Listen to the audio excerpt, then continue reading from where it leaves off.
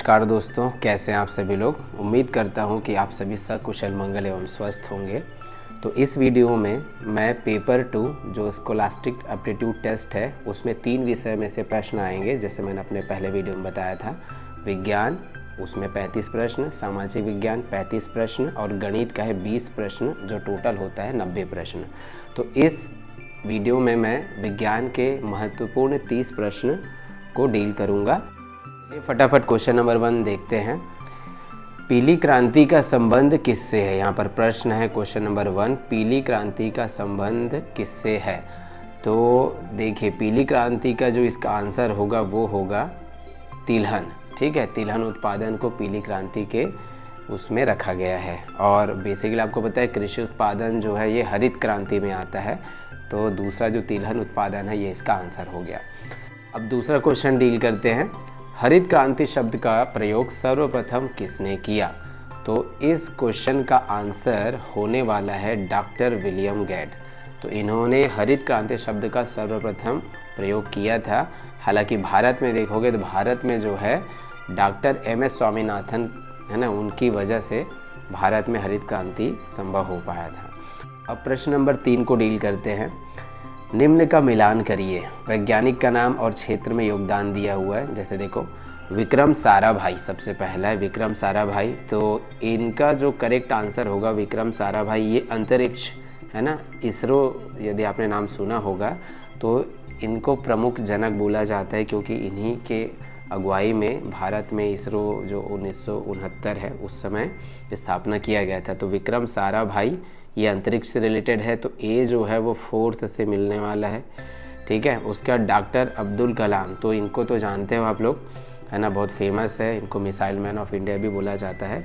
तो इन्होंने मिसाइल प्रक्षेपण शास्त्र में ये इनका योगदान है। तो दूसरा बी होने वाला है तीसरे के साथ। ठीक है, फिर अगला है सुब्रमण्यम चंद्रशेखर। तो ये बहुत विद्वान खगोल विज्ञान के है ना विद्वान है भारत के। तो सुब्रमण्यम चंद्रशेखर जो है खगोल विज्ञान से रिलेटेड है। और डॉक्टर हरगोविंद खुराना, इन्होंने अनुवांशिक कोड दिया था है ना, जेनेटिक्स जिसको कहा जाता है। तो इन्होंने अनुवांशिक कोड दिया था। अब इसमें देखते हैं ऑप्शन में।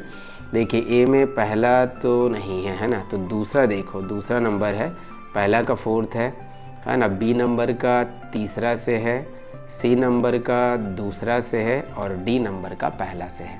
तो इस तरीके से एक प्रश्न में 4 प्रश्न आपको मिल गए हैं है ना, जनरल नॉलेज के। तो इसको याद रखिएगा। और जैसे कि मैंने आपको बताया, जो क्वेश्चन है वो लेंदी जानबूझ के देता है। और मैंने आपको पहले बोला है कि आप अपना जो रीडिंग स्किल है उसको आपको बढ़ाना पड़ेगा।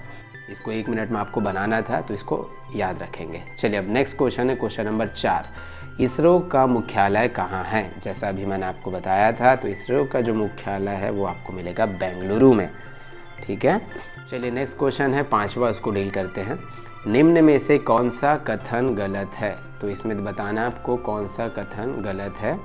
तो देखिए, सबसे पहला क्वेश्चन है, इसमें पहला ऑप्शन है किसानों का मित्र केंचुए को कहते हैं। ये तो बिल्कुल सही है। जिस खेत में केंचुए पाए जाते हैं वो खेत जो है बहुत उपजाऊ होता है। दूसरा, तो ये तो गलत नहीं हो सकता ना। दूसरा, रासायनिक उर्वरकों एवं कीटनाशकों दवाइयों के उपयोग से कृषि उत्पादन में अत्यधिक वृद्धि हुई है। जैसे हरित क्रांति जिस समय आया था तो धीरे धीरे हमारे भारत में कीटनाशक, उर्वरक, यूरिया, DAP, खाद, पोटाश, ये सारा चीज़ का यूज़ हुआ था। किसान जो बच्चे होंगे वो लोग जानते होंगे। ठीक है, तो इससे ये गलत नहीं है, बिल्कुल सही है। तीसरा, रासायनिक उर्वरकों एवं कीटनाशक दवाओं के अनुचित उपयोग से मृदा प्रदूषण एवं जल प्रदूषण का संकट उत्पन्न हो गया है। बिल्कुल सही है, ये भी गलत नहीं है, क्योंकि ज़्यादा यूरिया, पोटाश, DAP डालने से जो केंचुए है और उसमें जो भी कीड़े वगैरह रहते हैं वो सब मर जाते हैं। तो ये उत्पन्न हो चुका है, बिल्कुल सही है। चौथा, रेफ्रिजरेटर एवं एयर कंडीशनर में क्लोरोफ्लोरोकार्बन गैस के वृद्धि के कारण वायुमंडल में पाई जाने वाली ओजोन परत निरंतर मजबूत हो रही है। ये गलत है। ठीक है, तो रेफ्रिजरेटर और एयर कंडीशनर से क्लोरोफ्लोरोकार्बन निकलता है और इसकी वजह से जो हमारे पृथ्वी को बचा के रखता है ना, ओजोन परत, सूर्य की हानिकारक किरणों से वो पतला होते जा रहा है दिन ब दिन। तो ये ऑप्शन जो है ये गलत है। तो उसने पूछा था गलत कौन सा है, तो हमारा आंसर है 4।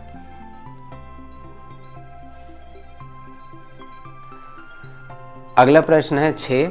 पाई जिसका मान है 22/7 या 3.14, गणित आपने पढ़ा होगा, है ना। तो इसमें इसकी वैल्यू को आप जानते होंगे कि मान की खोज सबसे पहले किसने की। तो याद रखना ये भारत के लिए बहुत गर्व की बात है, आर्यभट्ट इसका करेक्ट आंसर है।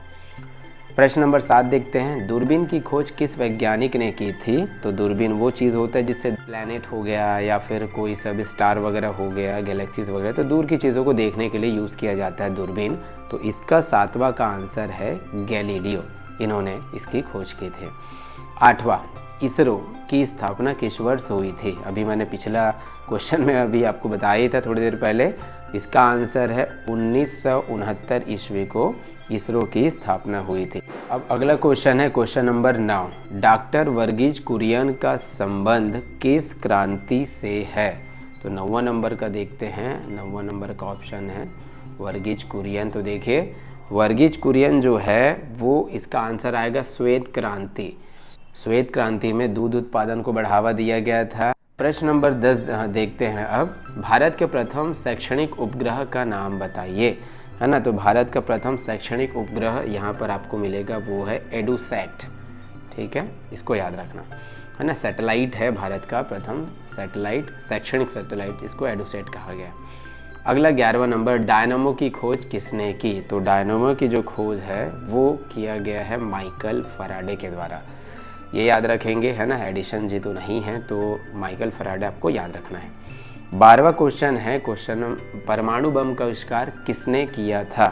तो देखिए परमाणु बम का जो आविष्कार है वो किया था ऑटो हान ने, ये नाम याद रखना, ठीक है। अगला जो है 13 नंबर का प्रश्न, किस वैज्ञानिक ने बताया कि पृथ्वी प्रत्येक वस्तु को अपनी तरफ खींचती है, मतलब ग्रेविटेशन के बारे में। तो इसका जो आंसर है वो आ जाएगा सर आइजैक न्यूटन। 13 नंबर का प्रथम इसका आंसर है ना। आइजैक न्यूटन जानते हैं, बहुत फेमस है, आधे बच्चे परेशान भी होते हैं, लेकिन याद रखना इन्हीं की वजह से ग्रेविटी के बारे में पूरा जानकारी हमको मिला हुआ है, ठीक है। अगला है 14 नंबर का क्वेश्चन, जड़ी बूटियों को दवा के रूप में प्रयोग करने वाले महान चिकित्सक कौन थे। तो जड़ी बूटी जो है चरक, भारत में बड़े बड़े विद्वान रहे हैं, तो महान चिकित्सक जिन्होंने जड़ी बूटियों की मदद से दवा बनाई थी वो चरक थे, ठीक है। प्रश्न नंबर 15 को देखते हैं, वर्ग समीकरण का हल देने वाले प्रथम गणितज्ञ कौन थे। 15 का, तो इसके लिए भी भाई भारत, आपको भारतवासी होने पर गर्व होगा कि भारत में जो श्रीधराचार्य जी हैं इन्होंने वर्ग समीकरण को बताया था। वर्ग समीकरण मतलब इसको क्वाड्रेटिक इक्वेशन कहा जाता है, ठीक है। आगे है 16 नंबर का, पौधों की संवेदनशीलता का पता सबसे पहले किस वैज्ञानिक ने लगाया था।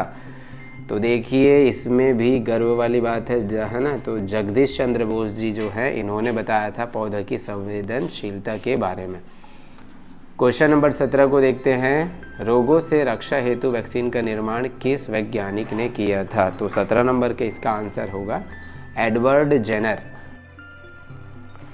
अब प्रश्न नंबर 18 से 24 तक के प्रश्न में गलत विकल्प बताना है, ठीक है। तो इसमें कौन सा गलत है ये आपको बताना है, थोड़ा सा अलग टाइप का क्वेश्चन है। और इसमें 3 जो सही हैं, चूँकि 3 जब सही है मतलब 3 एक्स्ट्रा जी के क्वेश्चन आपके लिए बन जाता है। तो पहला क्वेश्चन देखते हैं 18 नंबर का, क्रांति का नाम और क्रांति का संबंध बोला है। देखो हरित क्रांति, फसल उत्पादन, तो ये तो आपको याद रखना है, ये एकदम आंसर करेक्ट वाला है कि हरित क्रांति फसल उत्पादन के लिए था। श्वेत क्रांति, श्वेत मतलब सफ़ेद, ये दूध उत्पादन के लिए था। भूरी क्रांति झींगा मछली उत्पादन, ये शायद ये होगा गलत, है ना, क्योंकि नीली क्रांति, नीला मतलब पानी, है ना, तो वो मत्स्य उत्पादन के लिए, तो इसका आंसर तीसरा है, ठीक है। तो ये गलत है, भूरी क्रांति झींगा मछली उत्पादन के लिए नहीं होता है। अगला है 19 नंबर का प्रश्न देखते हैं, भारतीय वैज्ञानिक और उसके क्षेत्र, ठीक है। कल्पना चावला अंतरिक्ष विज्ञान, ये तो एकदम परफेक्ट है, सही आंसर है। सेकंड है सुब्रमण्यम चंद्रशेखर दर्शन शास्त्री, तो ये गलत है, ठीक है। अभी हमने कुछ देर पहले देखा था कि सुब्रमण्यम चंद्रशेखर जो हैं ये एक खगोल विज्ञान वाले हैं, है ना, ठीक है। तो इसको थोड़ा ध्यान देंगे। और इसमें देखो तीसरा है डॉक्टर कस्तूरी रंगन, ये प्रक्षेपण शास्त्र, ये परफेक्ट है, करेक्ट आंसर है। और डॉक्टर APJ अब्दुल कलाम जी, इनको मिसाइल मैन भी कहा जाता है ना, उसको मिसाइल प्रक्षेपण के लिए है, तो इसमें से कौन सा गलत हो जाएगा, दूसरा वाला। फिर प्रश्न नंबर 20 है, इसको देखते हैं। खोज और खोजकर्ता है ना, डिस्कवरर कौन है? जैसे पेनिसिलिन का डिस्कवरर है एलेक्जेंडर फ्लेमिंग, तो ये तो करेक्ट आंसर है। रेडियम है ना, रेडियम है क्यूरी एंड मैडम क्यूरी, ये भी करेक्ट आंसर है। पेनिसिलिन के बारे में आप जानते होंगे कि एंटीबायोटिक में जो भी आपको जो सर्दी हो, खांसी हो, बुखार हो, कुछ भी होता है तो जो एंटीबायोटिक की जो दवाई मिलती है उसमें पेनिसिलिन का यूज़ किया जाता है, ठीक है। और रेडियम तो जानते हो, इसको आपने गाड़ियों में देखा होगा, ये चमकता है लाइट वगैरह है ना आने पर, तो ये है दूसरा, दोनों तो सही है।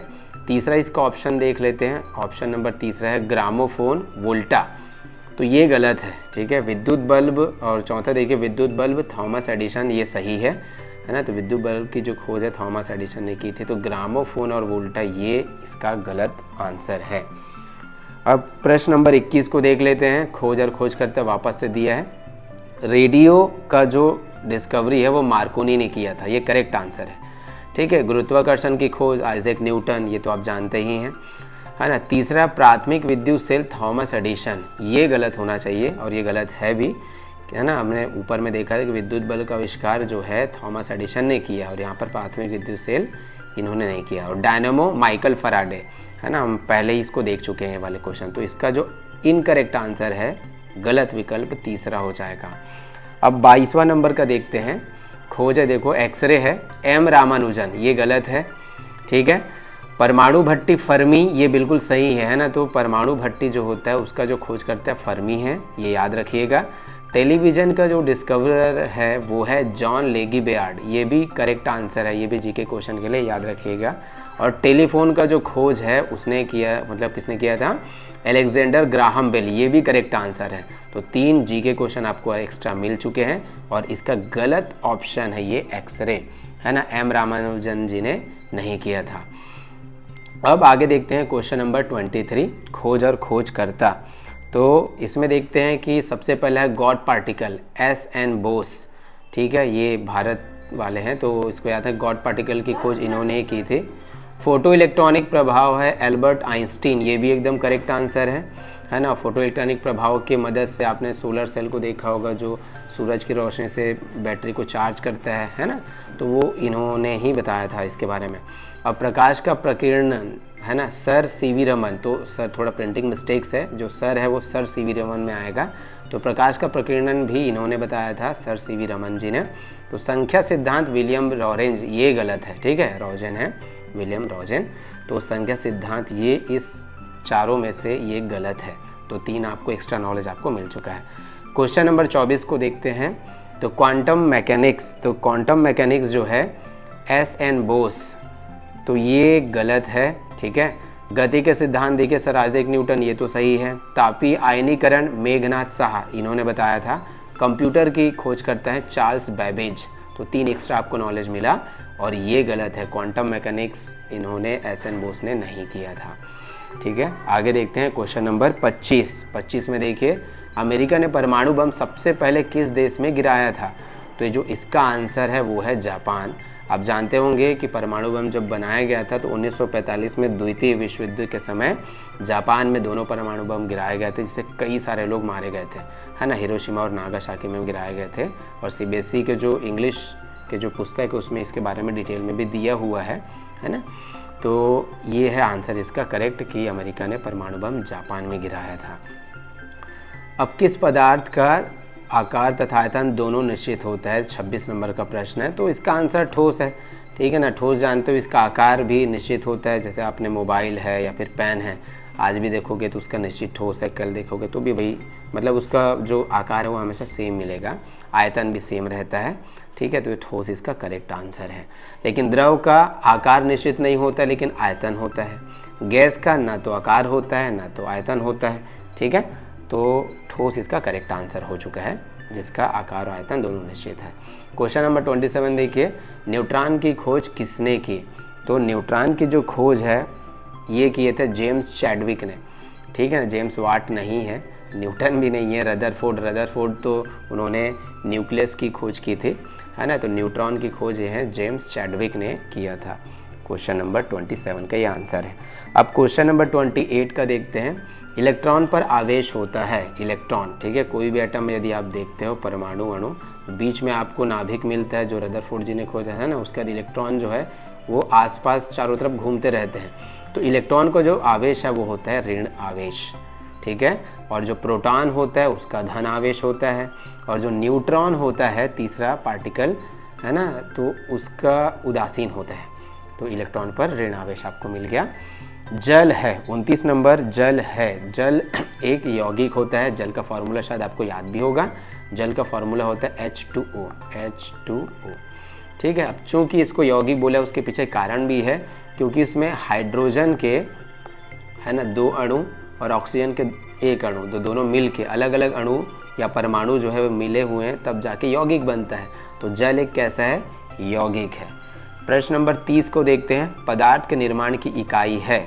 तो पदार्थ, कोई भी पदार्थ बनता है दुनिया में, उसका कोई ना कोई एक इकाई है, सबसे छोटा पार्टिकल होता है जिसके थ्रू कोई भी पदार्थ बनता है। तो तीसरा का जो आंसर है 30 है ना, ये तीसरा इसका आंसर हो जाएगा, ठीक है। परमाणु, परमाणु दुनिया का हर एटम, चाहे ऑक्सीजन, कार्बन, नाइट्रोजन, हम है ना, या फिर डेड पार्टिकल, कोई सा भी, पेन, पेंसिल, रबर, शार्पनर, सारी चीज़ें सबसे छोटी चीज़ों से मिलके बनी है, जिसको हम परमाणु कहते हैं। तो आई होप आपको समझ में आ गया होगा। अब देखिए बहुत सारा क्वेश्चन है हमारे पास, लेकिन जैसे आप कहाँ जानते हैं कि दिमाग का भी एक लेवल होता है, एक लेवल तक ही वो चीज़ों को एक्वायर कर पाता है ना। तो 30 प्रश्न इसमें डील किए हैं। अब अगला वीडियो आएगा, उसमें फिर से हम 30 से 40 प्रश्न फिर से डील करेंगे। ऐसे कंटिन्यूस कर करके मैं कोशिश करूँगा जल्द से जल्द बहुत सारे इंपॉर्टेंट क्वेश्चन आंसर आपको बताऊं, क्योंकि स्कोलास्टिक एप्टीट्यूड टेस्ट जो है ये भी 90 नंबर का आता है। तो 35 नंबर विज्ञान, 35 नंबर सामाजिक विज्ञान और 20 नंबर आपका गणित।